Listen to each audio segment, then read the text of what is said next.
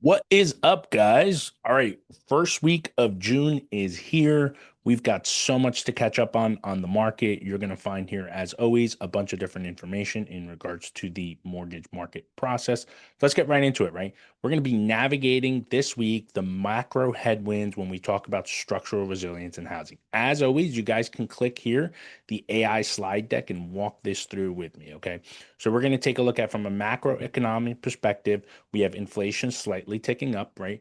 The good thing is we did see GDP settle at that 1.6, right? So aside from just imports, we're obviously seeing AI being a huge proponent of that stuff. New home sales did dip 6.2%. We are seeing rates start to trickle down for the first time in about 3 weeks. We also know, obviously, there's a new Fed chair. We're trying to balance between that sticky headline inflation and, most importantly, how things are starting to cool on the labor market front. Bottom line, again, guys, real estate continues to appreciate. We're obviously seeing some short-term volatility because of the geopolitical stuff. That's kind of slowly subsiding, right? Right now, the Fed, obviously, like I said, are battling between the two: elevated inflation, some of geopolitical stuff when it comes to gas and energy.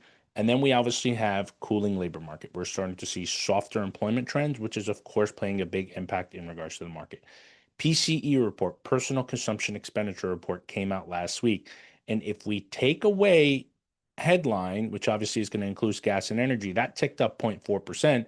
But on the core side, we've been relatively flat, right? It only ticked up 0.2%, right? So we're obviously over that 2% mark that we know that the Fed always wants to be, but we're still forcing the Fed to kind of remain patient while we look through this stuff.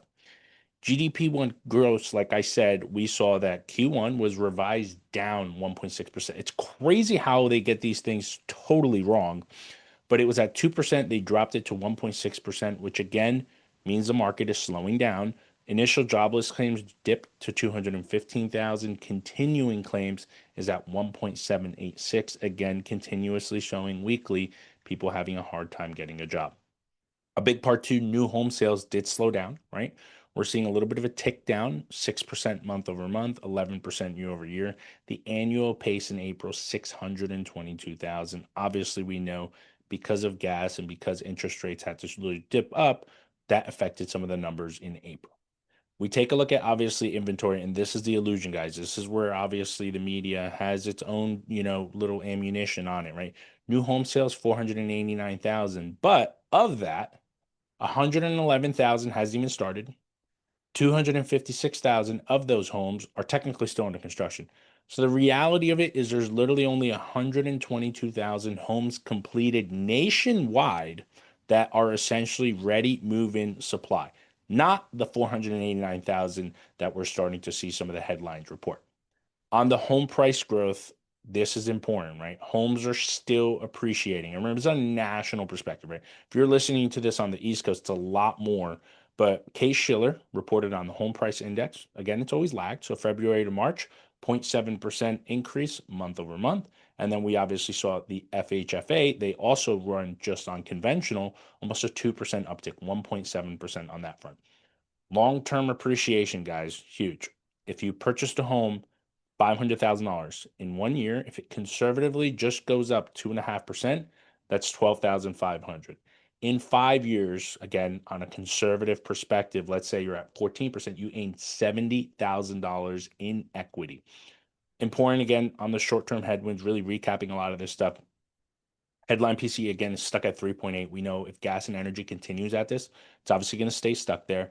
We obviously know on the economic front, AI, everybody's obviously their jobs, their employment, really, we're heavily invested in it, is big, right? Really stabilized at that 1.6% like we went over. Some of the technical trades we're starting to see, right? We're going to see later how the employment market. So far, it's been fairly stable, not big headlines. We'll obviously see today how the BLS report comes out. And of course, we will keep you guys updated. Again, it's important as we look into the month of June, right? Three things I want us to keep an eye on: the rate thesis, right? How is inflation going to get impacted from the Fed's patience? The supply thesis, which is a big part, right? It's always going to come down to supply and demand.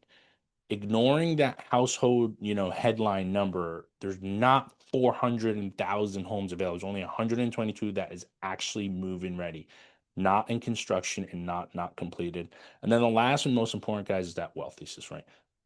a low point in 5 years of just 14% appreciation, which some years we were seeing that in a year. Important things to take a look at. And as always, if you guys have any questions, please feel free to reach out. And I look forward to continue making homeownership possible and keeping us educated. Talk to you guys soon.